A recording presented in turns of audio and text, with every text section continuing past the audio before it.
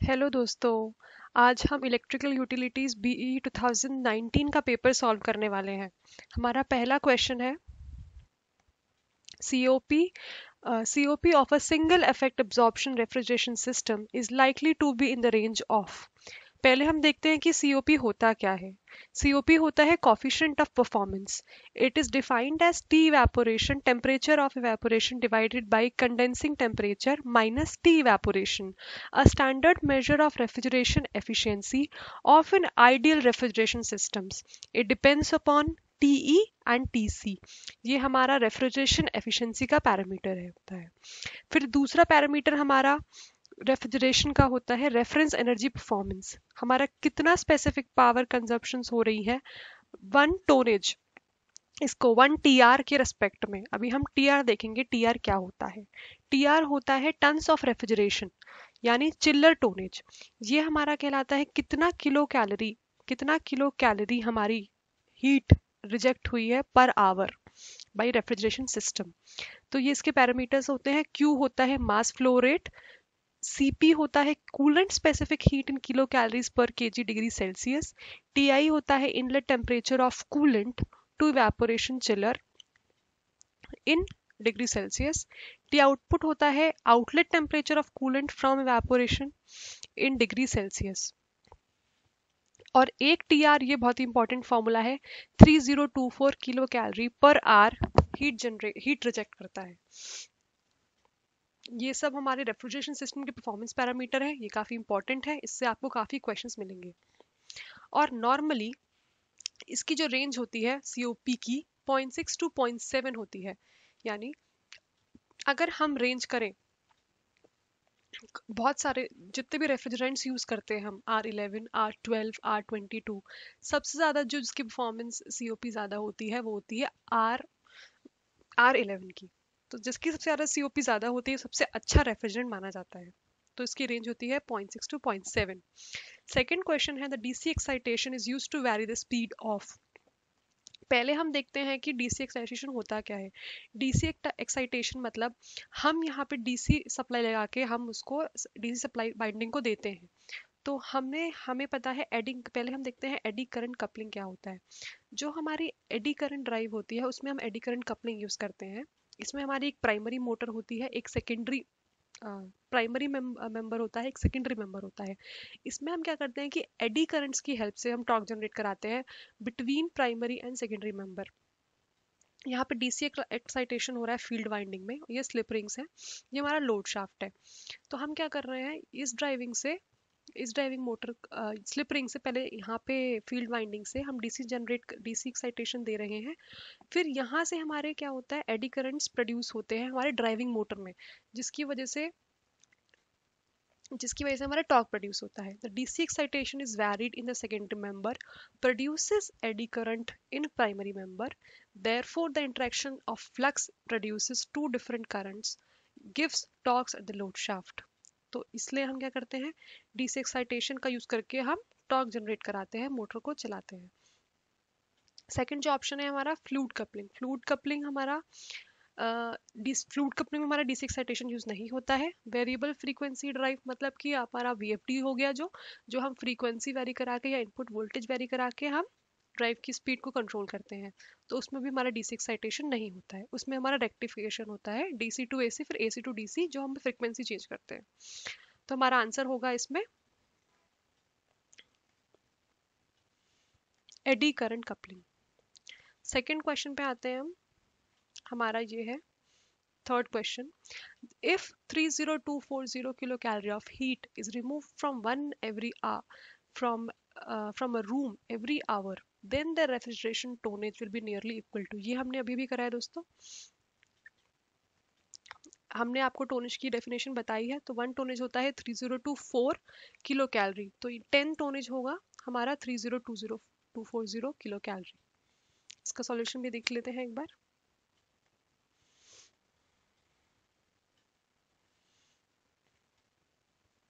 ये है इसका सॉल्यूशन। अब आते हैं हम फोर्थ क्वेश्चन पे। What is not true with respect of CRI? CRI क्या होता है हमारा, CRI होता है colour rendering index. It is a measure of a degree to which the colours of a surface simulation by given light source इस आसान शब्दों में बोले तो आप इस डेफिनेशन को फॉलो करें, ability of a light source to reveal colours of various objects in comparison with the ideal source. Ideal source जो हमारा सन है उसके रेस्पेक्ट में जब हम कोई लाइट सोर्स लेते हैं वो कितना हमारा क्लैरिटी ऑफ कलर्स बताता है, ऑब्जेक्ट्स बताता है, वो हमारा सीआरआई होता है। जितना सीआरआई ज़्यादा होगा उतना ही लाइट सोर्स अच्छा माना जाएगा। तो इंसिडेंस लैम्प्स का सबसे ज़्यादा सीआरआई माना जाता है, और फ्लोरेसेंट लैम्प का, then comes to CFL, then it comes to mercury lamp. So the answer to this question is the LED lamps are having comparatively higher CRI than incandescent lamps. Because उन्होंने पूछा है not true, तो incandescent lamps का ज़्यादा होता है CRI. The primary purpose of intercooling in the multi-stage compressor is to, हमारी जो इंटरकूलिंग होती है हम यूज करते हैं मल्टी स्टेज कंप्रेसर पे। हमारा मल्टी स्टेज कंप्रेसर होता क्या है, देखिए पहले हमारा कंप्रेसर क्या होता है, पहले हम ये देखते हैं। कंप्रेसर हमारा क्या करता है, इंक्रीज करता है pressure of the gas by reducing the volume और इंक्रीजिंग द एयर वेलोसिटी। वो हम किस में मेजर करते हैं, compressor capacity cubic feet per minute में। It reduces. अब आप देखिए कि हम मल्टी स्टेज कंप्रेसर का मतलब क्या होता है। मल्टी स्टेज कंप्रेसर का मतलब होता है कि अब बहुत सारी स्टेजेस लगा देते हैं, स्टेजेस में कंप्रेशन करते हैं। पहली स्टेज में कंप्रेशन, सेकंड स्टेज में कंप्रेशन, थर्ड स्टेज में कंप्रेशन, जिसकी वजह से हमारा एक कंप्रेशन स्टेज पे लोड नहीं आता है और हमारा वर्क ऑफ कंप्रेशन घट जाता है पर कंप्रेसर। तो ऐसा हम क्यों करते हैं, इसका जो नुकसान है, हमारा हर स्टेज पे टेम्परेचर बढ़ जाता है, टेम्परेचर राइज होने की संभावना रहती है, इसलिए हम इंटरकूलिंग यूज करते हैं। तो the primary purpose of the intercooling is to reduce the work of compression, I the power requirements. तो क्या होता है, हमारा पावर रिक्वायरमेंट्स जो हमारी सब्सिक्वेंट स्टेजेस पे है वो बढ़ जाती हैं देन दी नॉर्मल लेवल्स, जिसकी वजह से हाई पावर कंजप्शन होती है। इसलिए हमें कूलिंग प्रोवाइड करना पड़ता है हर स्टेज में, जिससे हमारी वर्क ऑफ कंप्रेशन कम हो जाए, लोड ना पड़े ज़्यादा। इसलिए इसका आंसर है reduces the work of compression. अभी हमारा फोर्थ नेक्स्ट क्वेश्चन है, dash is used as a refrigerant both in vapour compression and vapour absorption system. अभी हम देखते हैं कि हमारे कौन कौन से कंप्रेशन रेफ्रिजरेंट्स होते हैं। रेफ्रिजरेंट होता है क्या है, रेफ्रिजरेंट होता है हमारा जो इवेपोरेट हो जाता है लो टेम्परेचर पे ही और हीट एब्जॉर्ब करता है सराउंडिंग्स पे, जो कूलिंग प्रोवाइड करता है। जैसे हम अपने रेफ्रिजरेटर में यूज करते हैं। रेफ्रिजरेशन प्रोसेस क्या होता है, that is that deals with the transfer of heat from low temperature level at heat source to high temperature level at heat sink using low boiling refrigerant. फिर से देखते हैं इसको एक बार। रेफ्रिजरेशन क्या होता है हमारा, transfer of heat from low temperature level at heat source, low temperature level से जो भी हीट सोर्स है हमारा उसको हाई टेम्परेचर सोर्स पे जो कि हीट सिंक है। जनरली हमारा क्या होता है, हाई टेम्परेचर से लो टेम्परेचर तक को हीट ट्रांसफर होता है, बट हमारा रेफ्रिजरेशन में इसका उल्टा होता है। ये एक की पॉइंट है।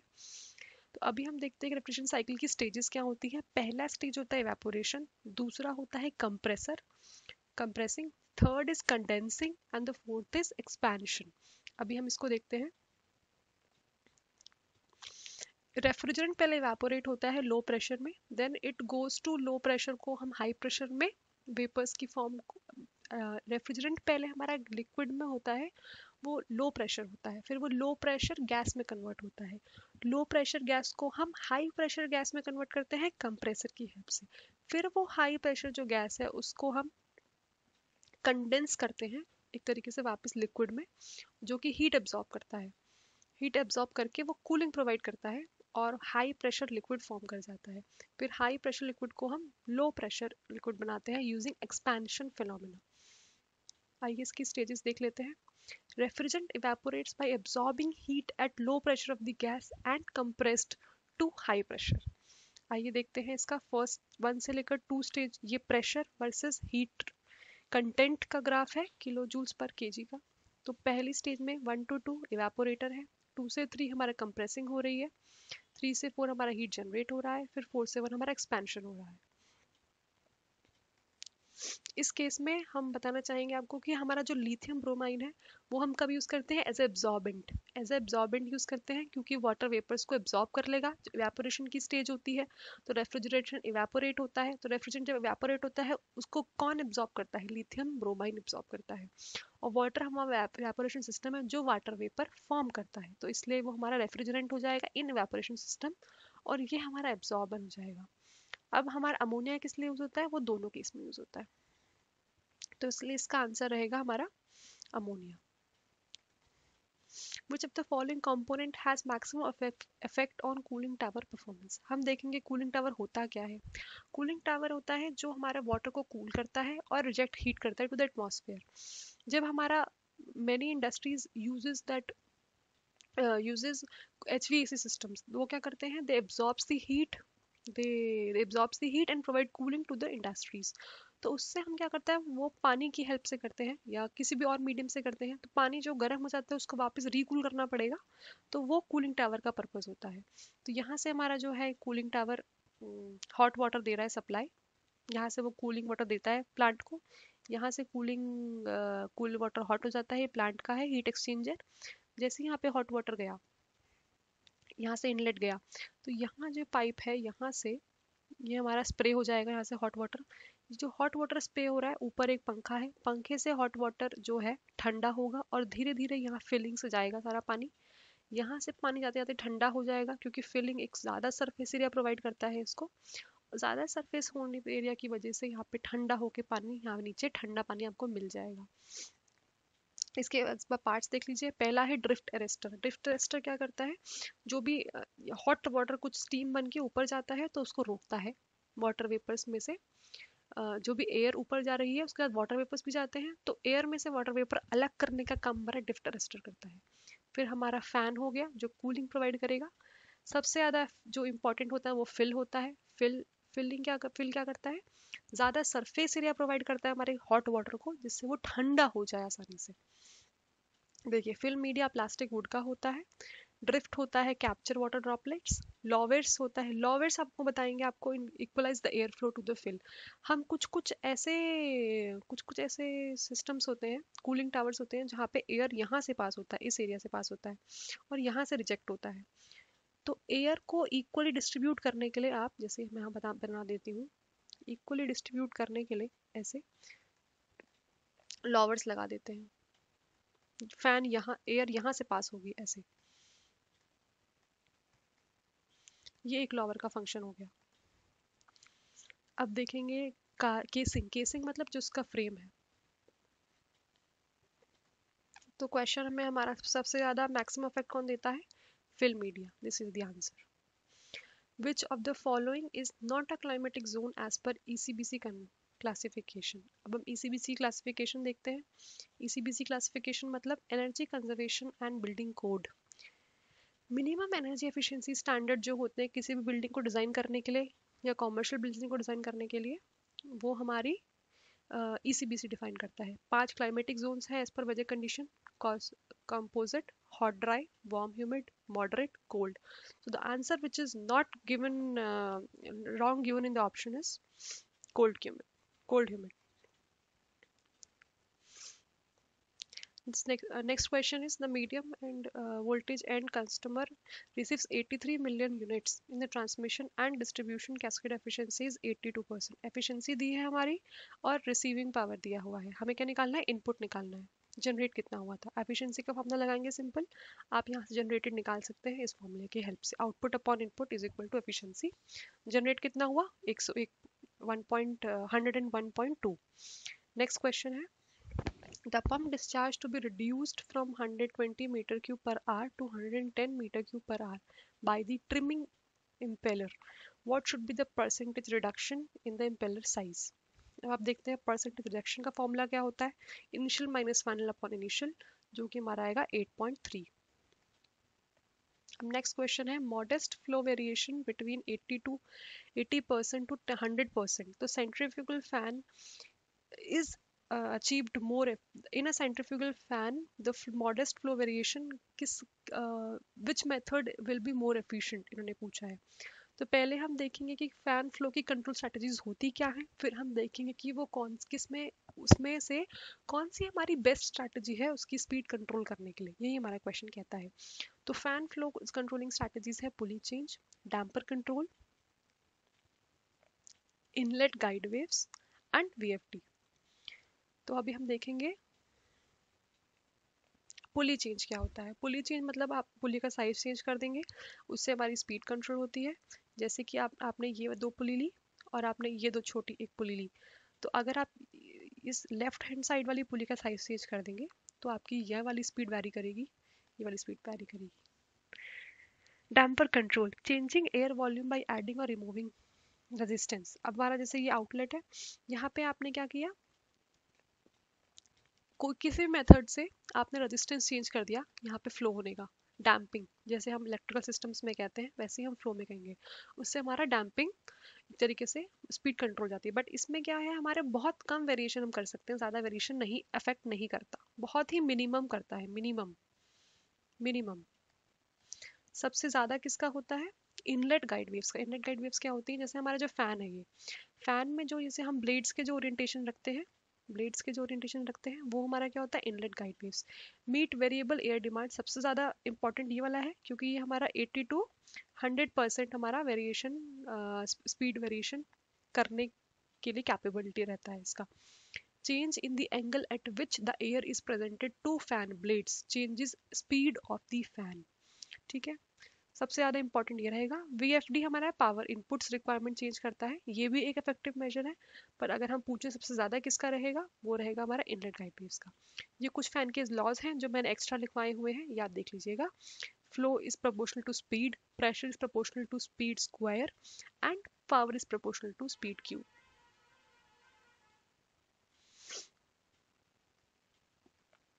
नेक्स्ट क्वेश्चन है हमारा, इसका आंसर हो गया हमारा inlet guide waves. Next question is हमारा, power consumption is very high for dash type of compressor compressed air dryers. इस केस में हमारा क्या होता है, इसमें सबसे ज़्यादा लॉसेज होते हैं, वो सबसे ज़्यादा हमारा एक तरीके से ज़्यादा पावर कंजम्पशन करेगा।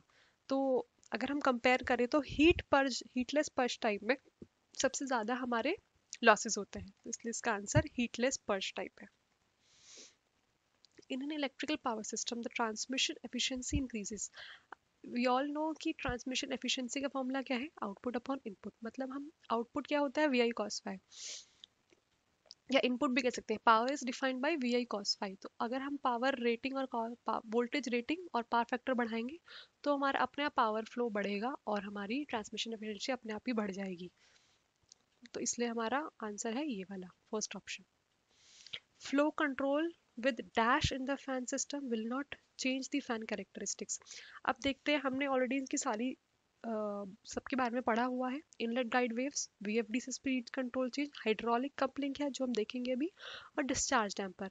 इन तीनों में से ए बी और डी में से मैंने आपको बताया था कि डैम्पर का ज़्यादा इफेक्ट नहीं होता है कंट्रोलिंग में, क्योंकि वो थोड़ा स्मॉल मीन्स बहुत ही मिनिमम वेरिएशंस के लिए यूज़ किया जाता है। हाँ, हाइड्रोलिक कपलिंग एक बार देख लेते हैं। वैसे इसका आंसर डिस्चार्ज डैम्पर रहेगा, पर हाइड्रोलिक कपलिंग भी एक और मेथड है जिससे हम करते हैं, but that is also like अगर हम मिनिमम की बात करें तो डिस्चार्ज डैम्पर ही एक तरीके से इसमें लिया जाएगा। Next question is the blow down requirements of in meter cube per hour of the cooling tower in evaporation rate is 16 meter cube per hour and the COP, this is COP is 3। तो हम देखते हैं next question. हमारा जो formula होता है blow down का, ये आपको याद करना पड़ेगा, evaporation loss upon COP, COP minus this is COP, sorry sorry आप पे करेक्ट कर लीजिए, दिस इज सीओपी। आप देखेंगे जब हमारा इवेपोरेशन लॉस में 16 गिवन है, 16 गिवन है और सीओपी हमारा 3 गिवन है, तो ब्लो डाउन हमारा कितना आ जाएगा 8, तो आंसर इज 8। नेक्स्ट क्वेश्चन देखते हैं। The isothermal power of 500 CFM air compressor is 72 and the efficiency is 76। The actual power drawn by the compressor is. अब हम देखते हैं कि हमारा एक्चुअल पावर कितना होता है। पहले हम देखेंगे कि CFM होता क्या है। CFM क्या होता है, the amount of compressed air converted back to the actual inlet conditions before it was compressed. मतलब कितना अमाउंट ऑफ हमारा वॉल्यूम ऑफ एयर एटमॉस्फेयर से ड्रॉ हो रहा है उस to deliver at specific pressure, कितना हमारा वॉल्यूम ऑफ एयर यूज हो रहा है एक तरीके से कंप्रेस, एक वो हमारी एक कंप्रेसर की कैपेसिटी निकालने का एक पैरामीटर होता है CFM। इसकी डेफिनेशन आप देख लीजिए, ये काफ़ी इंपॉर्टेंट है। Voltage of air drawn from the atmosphere by the compressor to deliver at specific pressure। अब हमारा जो फॉर्मूला होता है एफिशिएंसी का वो होता है power isothermal upon power drawn. तो हमें एफिशिएंसी गिवन है, पावर आइसोथर्मल गिवन है, हमें निकालना है पावर ड्रॉन। तो आप इस फॉर्मूले से निकाल सकते हैं। तो आंसर हमारा आएगा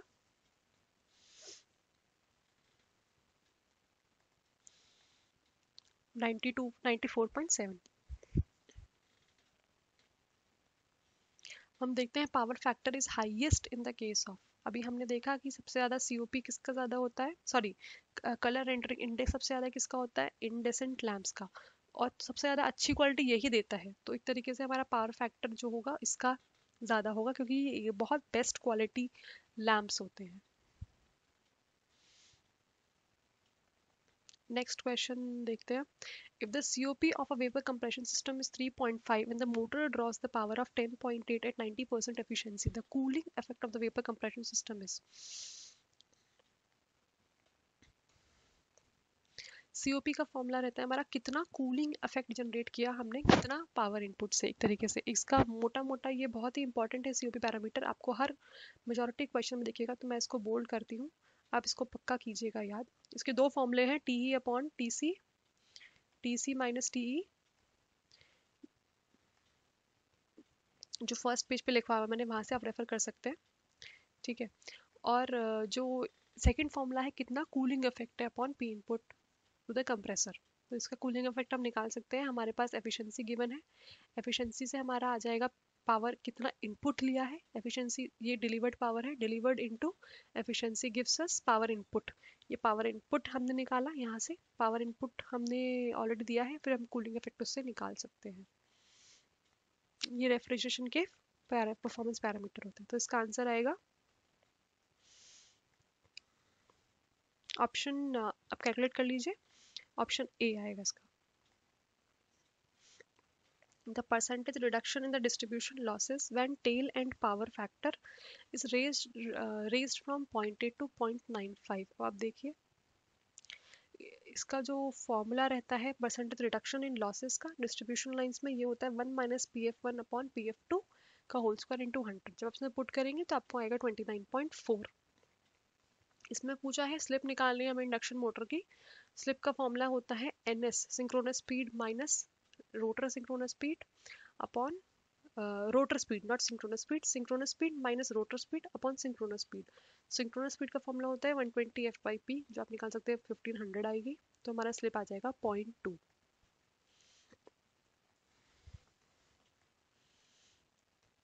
harmonics generation will be more in the case of, सबसे ज़्यादा जो हार्मोनिक्स जनरेट होता है वो हमारा इन्वर्टर ड्राइव्स में होता है, क्योंकि इसमें हमारा पावर कन्वर्जन इन्वॉल्व होता है। पावर कन्वर्जन मतलब AC टू DC और DC to AC। Basically inverter drives में हमारा DC to AC conversion involve होता है, तो इसलिए हमारा मोर हार्मोनिक्स जनरेट होता है। बाकी में ऐसा नहीं होता, खाली पावर ट्रांसफर होता है।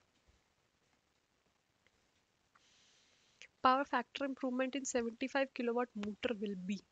अब देखिए इंप्रूवमेंट पावर फैक्टर होता क्या है, पहले पावर फैक्टर होता है कि एक्चुअली हम कितना ज़्यादा इनपुट, कितना रियल पावर यूज हो रहा है हमारा टोटल अपरेंट पावर से, ये होती है हमारी पावर फैक्टर की डेफिनेशन। तो अगर हम पावर इनपुट भी बढ़ा देंगे तो भी हमारा एंगल जो है ये वाला ये कांस्टेंट रहेगा। अगर हम बेसिकली हमारा रिएक्टिव पावर KVAR हम जब तक कंट्रोल नहीं करेंगे तब तक हमारा एंगल में कुछ चेंज नहीं आएगा। तो इसलिए इसका जो बाकी ऑप्शंस हैं जस्टिफाई नहीं कर रहे हैं, रिडक्शन P इनपुट के से कोई इफेक्ट नहीं करेगा, कंप्रेशर शाफ्ट मोटर पावर से भी कुछ नहीं होगा, हमारा सिर्फ रिएक्टिव पावर से हो सकता था जो कि हमारा नहीं दिया है, तो इसलिए इसका आंसर नन ऑफ दीज होगा। Dash is not used as a speed control, आपको पता है मैंने एक्सप्लेन किया पहले क्वेश्चन में। ये वेरिएबल स्पीड ड्राइव एक स्पीड कंट्रोलिंग मेथड है, हाइड्रोलिक कंपलिंग एक स्पीड कंट्रोलिंग मेथड है, और एडी करंट ड्राइव्स एक स्पीड कंट्रोल मेथड है। सॉफ्ट स्टार्टर एक स्टार्टिंग मेथड है जो हम इंडक्शन मोटर में यूज करते हैं या फिर किसी भी स्टार्टिंग ऑफ द डिवाइस में यूज करते हैं। A vapor compression refrigeration system, the quantum energy transfer to the condenser is more than the energy transferred at. अब हम ये देखेंगे,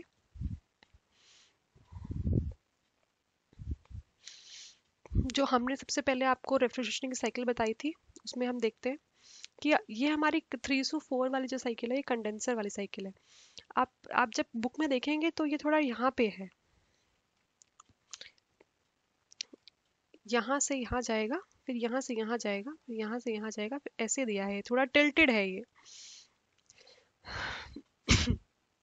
इससे क्या होता है कि जो हमारे यहाँ से आप देखेंगे, जब ये ऐसे है, सॉरी ये सीधा है, यहाँ से टिल्टेड है, तो आप देखेंगे जब 3 से 4 पे जाता है तब वहाँ सबसे ज्यादा हीट कंटेंट लॉस होता है एटमॉस्फेयर में या जनरेट होता है। तो इसीलिए उस वो पूछ रहा है क्वेश्चन में कि हमारी जो हीट ट्रांसफर हुई है कंडेंसर में, मतलब कंडेंसेशन वाले पार्ट में 3 to 4, किससे ज्यादा होगी, कंप्रेसर से, एक्सपेंशन से, इवेपोरेटर वाली साइकिल से सबसे ज्यादा होगी कंडेंसर की, तो इसलिए ऑल ऑफ द अबव इसका आंसर है। नेक्स्ट क्वेश्चन है illumination of a service is expressed as. अब हम देखेंगे कि लाइट के सोर्स की इंटेंसिटी मेजर करने के क्या क्या तरीके हैं। इल्यूमिनेसेंस है एक तो, और दूसरा हमारा ल्यूमेंस है। तो इल्यूमिनेसेंस क्या होता है हम ये देखते हैं पहले।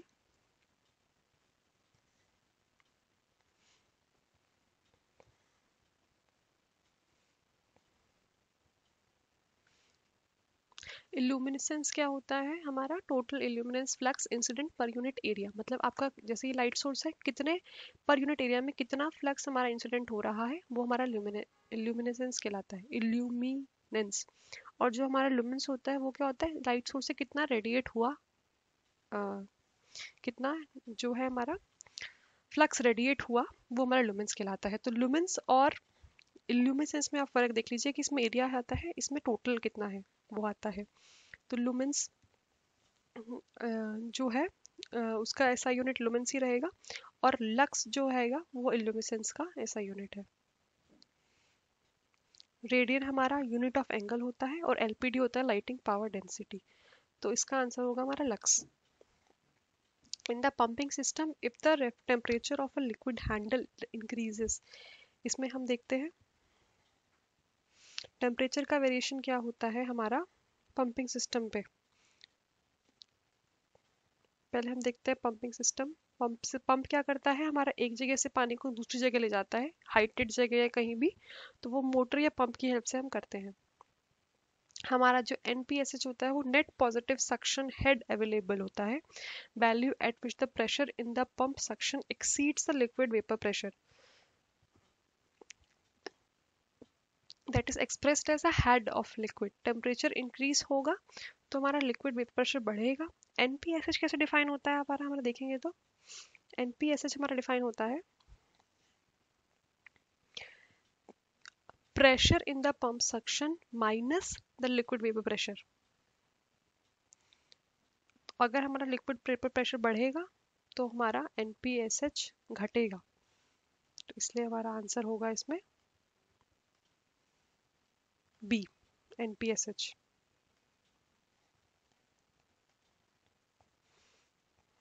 The difference between the wet bulb temperature and the cooling water inlet temperature in the cooling tower is called। Cooling tower performance हम देखते हैं क्या है हमारी। पहले हमारा हॉट वाटर टेम्परेचर कितना, ये एक हमारा एक तरीके से जो भी है पैरामीटर्स हैं परफॉर्मेंस कूलिंग टावर को आइडेंटिफाई करने के। तो यहाँ से हमारा कूलिंग टावर वाटर का इनलेट है, यहाँ से कूलिंग टावर वाटर का आउटलेट है, इन दोनों का डिफरेंस कहलाता है रेंज। और वेट बल्ब टेम्परेचर जो इनलेट है और कूलिंग टावर आउटलेट का जो डिफरेंस है वो कहलाता है अप्रोच। तो क्वेश्चन में वो पूछ रहा है कि व्हाट पापर wet bulb inlet temperature inlet और कूलिंग टावर वाटर इनलेट के बीच का पार्ट क्या कहलाता है, तो वो हमारा रेंज प्लस अप्रोच है। बट ऑप्शंस में हमारा जो है ऐसा कुछ नहीं है, तो इसलिए ऑप्शंस में हमारा मैच नहीं कर रहा है, इसलिए इसका आंसर होगा none of these, none of these. Effectiveness का फॉर्मूला हम देख लेते हैं। इफेक्टिवनेस का फॉर्मूला क्या होगा, range upon range plus approach. अब हमारा कूलिंग सिस्टम कैसे काम करता है ये भी हम एडिशनल देख लेते हैं, एडिशनल टॉपिक है। प्लांट हीट एक्सचेंजर, ये कूलिंग टावर है हमारा। कूलिंग टावर से यहाँ से पंप होके आपका पानी गया, ठीक है। यहाँ हाँ, ये पानी आपने फिल करा इसमें सबसे पहले, लेकिन हमारे यहाँ से गर्म पानी जाता है। गर्म पानी यहाँ से गया, गर्म पानी यहाँ से गया, एयर ने उसको ठंडा किया, यहाँ पे फिलिंग होता है, ड्रिफ्ट। आपको मैंने अंडर का पार्ट, इसके इनसाइड का part I have already explained in the back questions. So यहाँ पे ड्रिफ्ट एलिमिनेटर्स होते हैं, यहाँ पे फिलिंग होती है, then we have a cold basin. तो उसके फाइनली वो ठंडा होकर यहाँ से कोल्ड पानी देता है, फिर पंप की हेल्प से वो जो भी रेफ्रिजरेशन, सॉरी, जो भी इंडस्ट्रीज है वहां पे भेजता है। The evaporated temperature is reduced. अब हम देखते हैं कि टीई, जो हमारा सीओपी में हमने पढ़ा था, टीई से क्या इफेक्ट करता है। जब हम टीई करेंगे तो आपने देखा होगा टीई, सीओपी होता है TE upon TE minus TC. तो अगर हम टीई घटाएंगे तो सीओपी कम होगा। सीओपी कम होगा मतलब रेफ्रिजरेशन की जो एफिशिएंसी है वो कम हो रही है। अगर रेफ्रिजरेशन की एफिशिएंसी कम हो रही है तो इसका मतलब हमारा जो स्पेसिफिक पावर कंजप्शन है, आप जनरली ही भी रियलाइज कर सकते हैं इस चीज़ को कि अगर आप इवेपोरेशन टेम्परेचर कम रखेंगे तो उसकी उसके बाद क्या होगा,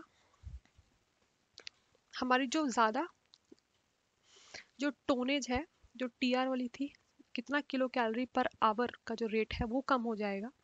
इसकी वजह से हमारी कैपेसिटी घट जाएगी, रेफ्रिजरेट कूलिंग करने की कैपेसिटी घट जाएगी। और ज़्यादा अगर कैपेसिटी घट जाएगी तो ज़्यादा पावर कंज्यूम करेगा सिस्टम ठंडा करने के लिए, कूलिंग करने के लिए। तो इसलिए हमारा टीई से आप सीओपी से लिंक कर सकते हैं। सीओपी एक पॉजिटिव पैरामीटर, एफिशिएंसी पैरामीटर है। तो अगर हम इवेपोरेटर टेम्परेचर घटाएंगे तो सीओपी कम होगा। सीओपी कम होगा तो हमें ज़्यादा एनर्जी देनी पड़ेगी ठंडा करने के लिए, तो स्पेसिफिक पावर कंजप्शन बढ़ेगा। जब कंजप्शन बढ़ेगा तो हमारा कितनी कम कैलोरी एब्जॉर्ब होगी घंटे में, तभी हमें पावर बढ़ानी पड़ेगी। तो टोनेज एक तरीके से नेगेटिव हो रहा है सबके साथ, tonnage efficiency, tone sorry tons of refrigeration भी घटेगा। अब हम देखते हैं कि टीसी पे क्या, ये तो हमने क्वेश्चन में आया था टीई के बारे में। अब हम एडिशनल देखते हैं टीसी के बारे में, कब चेंज करेंगे तो क्या होगा। आपने देखा कि जो टीसी है, अगर टीसी बढ़ाएंगे तो हमारा सीओपी, अगर हम टीसी बढ़ाएंगे तो भी हमारा सीओपी एक तरीके से कम हो जाएगा। और कम हो जाएगा तो हमारा ये भी एक नेगेटिव फिनोमेना है, क्योंकि टीसी डिनोमिनेटर में आता है, सीओपी कम हो जाएगा तो टीआर भी हमारा कम हो जाएगा, क्योंकि एक तरीके से हम सीओपी घट रहा है, एफिशिएंसी घट रही है, कम कैलोरीज बर्न, कम कैलोरी हीट एब्जॉर्ब होगी पर आर जो है वो हमारी घट जाएगी। स्पेसिफिक पावर कंजप्शन बढ़ जाएगा, ज़्यादा पावर लेना पड़ेगा मशीन को रेफ्रिजरेशन करने के लिए। अब इसका आंसर इसलिए होगा refrigeration capacity decreases. Which of the following is expressed in terms of percentage? अब परसेंटेज में मतलब हम कैसे रिप्रेजेंट करते हैं। एब्सोल्यूट ह्यूमिडिटी देखते हैं, ऑप्शंस को चेक करते हैं हम। एब्सोल्यूट ह्यूमिडिटी होता है amount of actual water vapour, कितना actual amount of water vapour है ग्राम्स में, upon total amount of air volume metre cube में। स्पेसिफिक ह्यूमिडिटी होता है mass of water vapour upon mass of moisture, यहाँ पे मास बाय मास का ratio होता है, इसलिए ये परसेंटेज में माना जाता है। लेकिन हमारा जो रिलेटिव ह्यूमिडिटी होता है, ये हमारा रिलेटिव टर्म है, ये हर एक टेम्परेचर पे हम कंपैरिजन करते हैं कि इस actual amount of water vapour कितने हैं एयर में और total amount of water vapour कितने एग्जिस्ट करते हैं उस टेम्परेचर में, ये हमारा कहलाता है। तो अगर परसेंटेज की बात करें तो एक ये स्पेसिफिक ह्यूमिडिटी यूनिटलेस क्वांटिटी है, ये परसेंटेज में हमारा डिफाइन होता है। तो इसका आंसर होगा स्पेसिफिक ह्यूमिडिटी। आप इसको चेंज कर लीजिए, यहाँ पे ग्रेविटी लिखा है, ये रॉन्ग है, यहाँ पे ह्यूमिडिटी आएगा।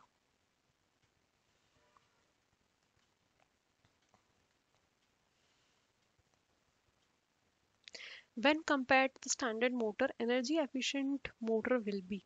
अब आप देखिए कि नॉर्मल मोटर्स में क्या होता है, आप इंडक्शन मोटर का एग्जांपल लेंगे तो उसमें क्या होता है, हाई स्टार्टिंग टॉर्क होता है, और हाई स्लिप होना मतलब ज़्यादा स्लिप होना मतलब आपकी रोटर स्पीड कम आ रही है। रोटर स्पीड कम आ रही है इसलिए स्लिप बढ़ रहा है, क्योंकि स्लिप का फॉर्मूला मैंने आपको बता रखा है कि N S minus N R upon N S होता है। तो कितना डिफरेंस है आपकी रोटर की स्पीड से सिंक्रोनस स्पीड का, वो हमारा स्लिप डिसाइड करता है, कितना डिफरेंस है दोनों में। तो एनर्जी एफिशिएंट मतलब हम उस चीज़ को, लॉसेस को कम कर रहे हैं, एनर्जी को बढ़ा यूज़ अच्छे से कर रहे हैं। तो एक तरीके से हमारा ये तो हाई स्टार्टिंग टॉर्क तो बिल्कुल भी नहीं होगा, और हमारा हाइयर स्लिप भी नहीं होगा। तो हमारा एनर्जी एफिशिएंट मोटर करता क्या है बेसिकली, अक्सर क्या होता है इंडक्शन मोटर में हमारा, जैसे ही हम लोड कम करते हैं तो स्टार्टिंग में बहुत करंट खींच लेता है मोटर, मतलब नो लोड करंट बहुत ज़्यादा होता है। तो हम स्टार्टर्स, सॉफ्ट स्टार्टर्स या फिर स्पीड कंट्रोल, रेजिस्टेंस या डैम्पिंग यूज़ करके रेजिस्टेंस बढ़ा के, एक्सटर्नल रेजिस्टेंस लगा के हम करंट को कम करते हैं। तो एक तरीके से एनर्जी एफिशिएंट मोटर हमारा जो इनिशियली हाई रेटेड करंट जो खींचता है मोटर, उसको कम करने के काम आता है, इसलिए इसका आंसर होगा lower no load current. Now, the next question is which of the following parameters is not required for evaluating volumetric efficiency in the reciprocating air compressors। अब देखते हैं हमारे कौन कौन से पैरामीटर्स होते हैं।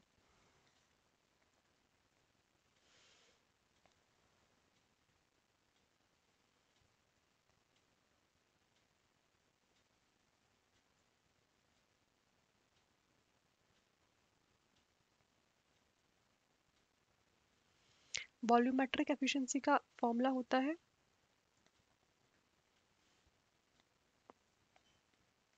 मैं इसका क्वेश्चन देखती हूँ दोस्तों, इसका क्वेश्चन आपको लास्ट में बताऊंगी। इसका फॉर्मूला होता है, वैसे इसका आंसर होगा एफ ए डी, बिकॉज ये जो फॉर्मूला होता है वॉल्यूमेट्रिक एफिशिएंसी का, वो होता है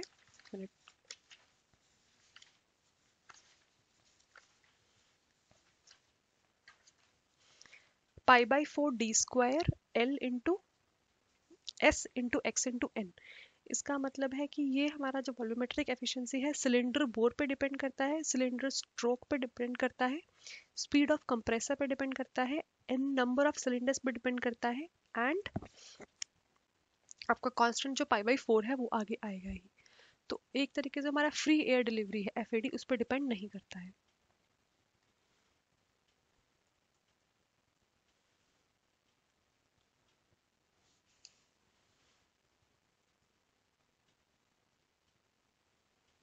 आइए हम नेक्स्ट क्वेश्चन देखते हैं। एनर्जी परफॉर्मेंस इंडेक्स क्या होता है?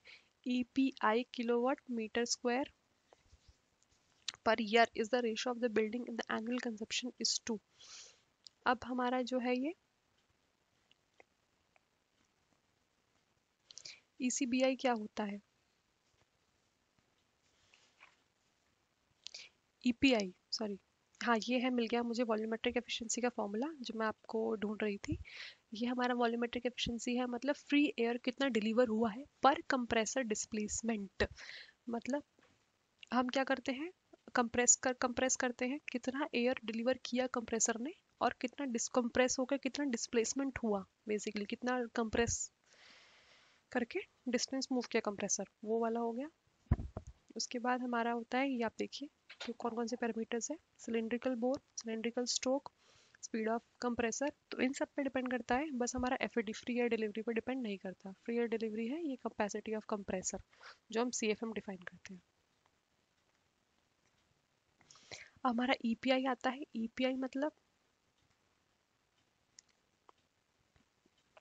Total building annual consumptions upon buildup area. ये एक इंपॉर्टेंट पैरामीटर है कि हम किसी भी बिल्डअप एरिया में कितनी बिल्डिंग का जो एरिया है उसमें कितना एनुअल कंजप्शन करती है एक साल के अंदर अंदर, इन अ ईयर। ये हमारा एपीआई करवाता है। बिल्डअप एरिया में क्या क्या आता है? Buildup area is the carpet area plus area covered in the thickness of walls plus balconies. तो इसमें बिल्डअप एरिया में रेशो ऑफ बिल्डअप एरिया आएगा इसका आंसर। कारपेट एरिया नहीं होगा, रूफ एरिया नहीं होगा, विंडो वॉल एरिया ये सब हमारा इसमें आ जाता है, वॉल एरिया बिल्डअप एरिया में ही। कारपेट एरिया भी हमारे इसमें आ जाता है।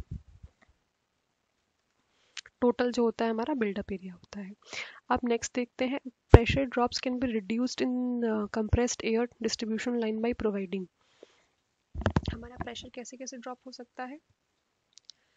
प्रेशर जो ड्रॉप होता है मतलब तरीके से आप समझ लीजिए कि हम कंप्रेसर में क्या करते हैं, हाई प्रेशर देते हैं, लो मतलब कंप्रेस्ड एयर देते हैं, हाई प्रेशर पे देते हैं।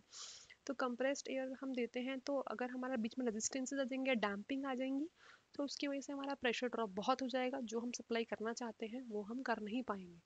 तो हम उसको कैसे रिड्यूस कर सकते हैं? अगर हम डायमीटर बढ़ा दें पाइप्स का, मोटा कर देंगे, तो हमारा जितना भी एयर जा रही है तो प्रेशर ड्रॉप हमारे कम होने की आशंका है। आप इसको रेजिस्टेंस से दे सकते हैं, अगर आप वायर का डायमीटर बढ़ा देंगे तो रेजिस्टेंस कम हो जाएगी, जैसे आर होता है rho L by E. Similar concept है, स्मॉल डायमीटर रखेंगे तो और प्रेशर ड्रॉप बढ़ेगा। आफ्टर कूलर से कोई इफेक्ट नहीं करेगा क्योंकि ये प्रेशर है, इसमें कूलिंग की कोई आवश्यकता ही नहीं है। हाई प्रेशर एयर फ्लो, जितना आप प्रेशर एयर फ्लो करेंगे, मतलब जितना आप करंट बढ़ाएंगे, एक तरीके से एनालॉगी देखते हैं इसमें, जितना करंट बढ़ाएंगे उतना ज़्यादा रेजिस्टेंस बढ़ेगा ना कि घटेगा। तो हाई प्रेशर एयर फ्लो करेंगे तो उतना ज़्यादा आप हमारा प्रेशर ड्रॉप होगा। आप इसको करंट से एनालॉगी ना करें, वैसे ही जनरली समझें तो बेटर रहेगा, वरना आपको कंफ्यूजन होने के चांसेस रहेंगे। तो लार्ज डायमीटर बढ़ा देंगे तो हमारे प्रेशर ड्रॉप कम होने के चांसेस हैं।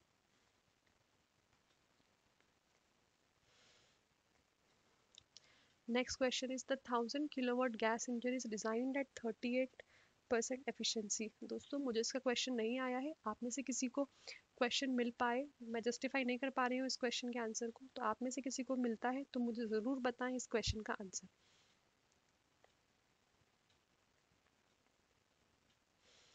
HVDC system is preferred due to, because इसमें क्या होता है, हमारे टेक्निकल लॉसेस सबसे ज़्यादा कम हो जाते हैं as compared to the low voltage transmission. तो इसका और भी सब देखेंगे तो और भी आपको सिमिलर लगेंगे रीजंस, जैसे आप इसको देखेंगे कमर्शियल लॉसेस जो है वो कम हो जाते हैं, कैपिटल इन्वेस्टमेंट कम हो जाता है, एनर्जी बिल। बट ये एक तरीके से हमारा जो मेन रीजंस नहीं है, सेकेंडरी रीजंस है, प्राइमरी रीजंस हमारा यही है, इसलिए इसका आंसर यही है, ए ऑप्शन है।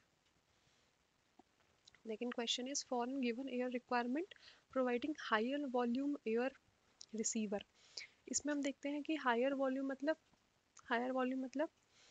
कि कितना वॉल्यूम हम दे पा रहे हैं रिसीवर को, रिसीविंग एंड पे कितना वॉल्यूम आ रहा है। तो वॉल्यूम ऑफ एयर हमें कांस्टेंट रखनी है, तो हमें प्रेशर की फ्लक्चुएशंस को कम करना पड़ेगा, मतलब प्रेशर वेरी कम होगा तभी हम हाई वॉल्यूम, जैसे पीवी का रिलेशन पढ़ा होगा आपने, PV is equal to NRT. तो प्रेशर होता है inversely proportional to volume of air. तो अगर आपने प्रेशर को कांस्टेंट रखा तो वॉल्यूम भी हमारा एक तरीके से कांस्टेंट रहेगा, तो इसलिए हमारे प्रेशर फ्लक्चुएशंस को हमें कम करना होगा। In the distribution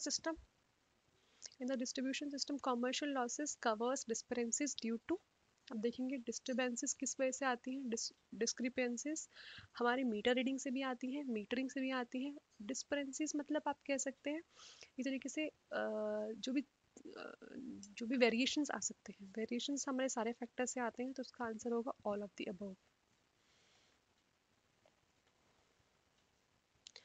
ये क्वेश्चन है, a transformer designed at no load 750 watt and a load loss of इतने watt and the transformer loss is इतने एंड द परसेंटेज लोडिंग। हमें लोडिंग फाइंड करनी है, इसका फॉर्मूला होता है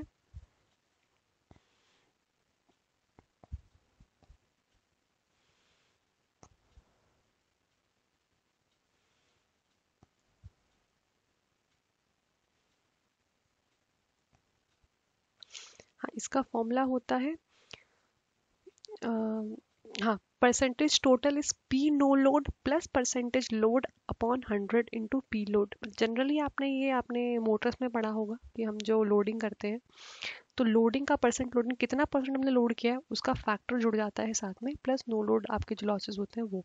ये हम मोटर्स में करते हैं जो नो लोड लॉसेस यूज़ करते हैं, प्लस हमारा जितने भी कॉपर लॉस जो होते हैं आप उससे रिलेट कर सकते हैं। कॉपर लॉस परसेंटेज फ्रैक्शन कितना आपका करंट फ्लो कर रहा है आईसी, अब वो रखते हैं। उसके बाद अब उसका इस क्वेश्चन में पूछा है हमारा, हमें परसेंटेज लोडिंग निकालनी है, तो हम इस फॉर्मूले से निकाल सकते हैं। हमें पी टोटल गिवन है, हमें लोड लॉस गिवन है और नो लोड लॉसेस भी गिवन है।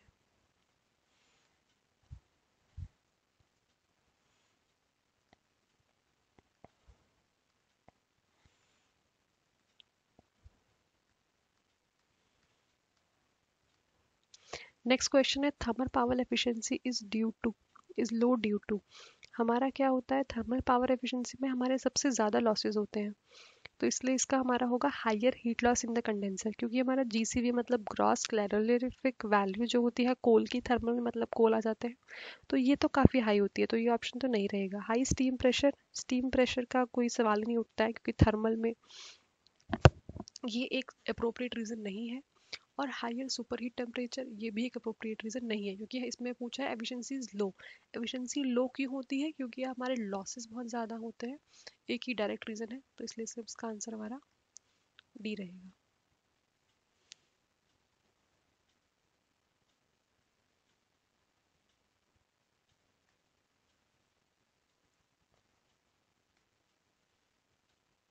आई थिंक क्वेश्चन कुछ मिस हो गए हैं, मैं आपको फिर से कवर कर देती हूँ कुछ questions.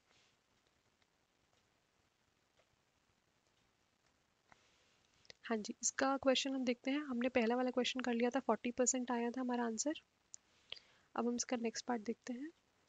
The basic function of the air dryer in the compressor is to. हमारा जो फंक्शन होता है एयर ड्रायर का, हमारा क्या होता है, remove moisture in the air supplied to air plants. ऐसा क्यों होता है, क्योंकि हमें प्लांट में जो एयर देनी है उसमें मॉइस्चर ना जाए, इसलिए हम बाद में उसको एयर ड्रायर यूज करके उसमें मॉइस्चर को हटा देते हैं। लेकिन हम देखिए preventing dust from entering the compressor, ये एक रीजन नहीं है।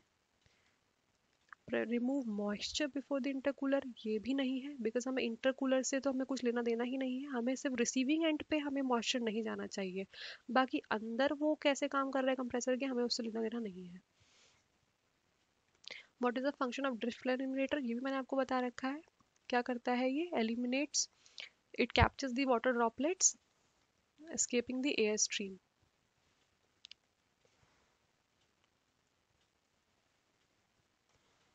एलएलएफ देखते हैं। एलएलएफ होता है, इसका फुल फॉर्म होता है लाइट लॉस फैक्टर।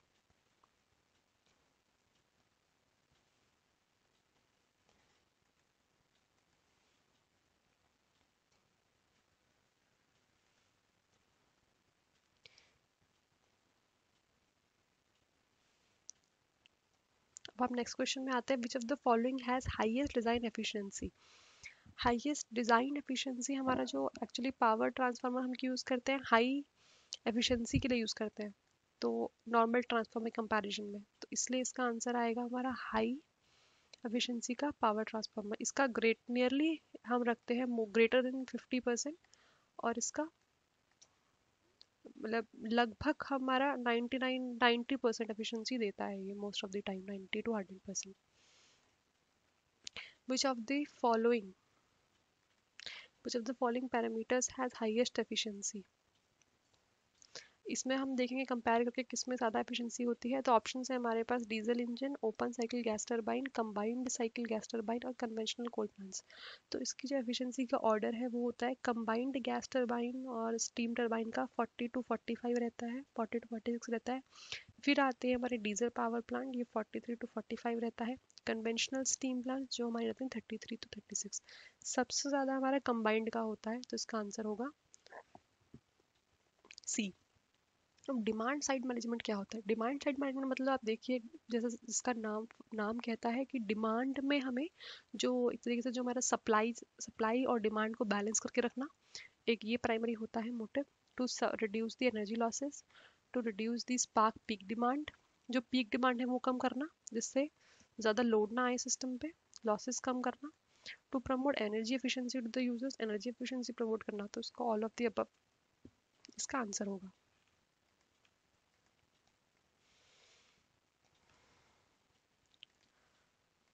इसके बाद rating of the power factor correction capacitors for the induction motor terminal will be. अब देखेंगे कि पावर फैक्टर करेक्शन जब हम यूज़ करते हैं कब इंडक्शन मोटर में हम क्यों यूज़ करते हैं, क्योंकि हमारे रिएक्टिव पावर का इम्बैलेंस हो जाता है। तो reactive power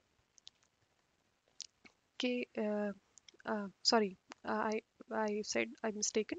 So the answer, the reason for power factor correction is कि हमारे क्या रहते हैं, पावर फैक्टर ना होने से रिएक्टिव पावर तरीके से हमारा बहुत ज़्यादा जाता है, और रिएक्टिव रियल पावर हमारा कम, यूजफुल पावर कम रहता है। पावर फैक्टर को करेक्ट करने का मेन रीज़न यह रहता है। तो हमारा क्या होता है, जो केवीएआर ऑफ द मशीन है, reactive power of the machine है, उसे कंट्रोल करने का रीज़न रहता है हमारा। तो इसीलिए हम rating of the power factor corrections motor terminal का हम क्यों यूज़ करते हैं, जिससे हम 90% of the no load KVAR induction motor उसका होना चाहिए नियर अबाउट। हाँ, आप ये कह सकते हैं कि 20% मोटर रेटिंग तो हम नहीं करेंगे, क्योंकि हमें रिएक्टिव पावर को कम करना है। तो ऑप्शंस तो हमारे ए और डी में से ही होगा। अब 100 रही बात 190 की, अब 100 हमारा क्यों नहीं हो सकता, क्योंकि अगर 100 का कंपनसेटर लगा दिया तो ज़्यादा करंट होने के भी चांसेस हैं, और हमारा वाइंडिंग जल जाएंगी। तो इसलिए हम 90% रखते हैं, जिससे हमारा ऑन अ सेफर साइड, 100% नहीं कंपनसेशन दे सकते, वाइंडिंग जलने का खतरा रहेगा। ठीक है दोस्तों, ये हमारा लास्ट के लिए क्वेश्चन था. If you have any problems in the solutions you can write back to me. Thanks a lot.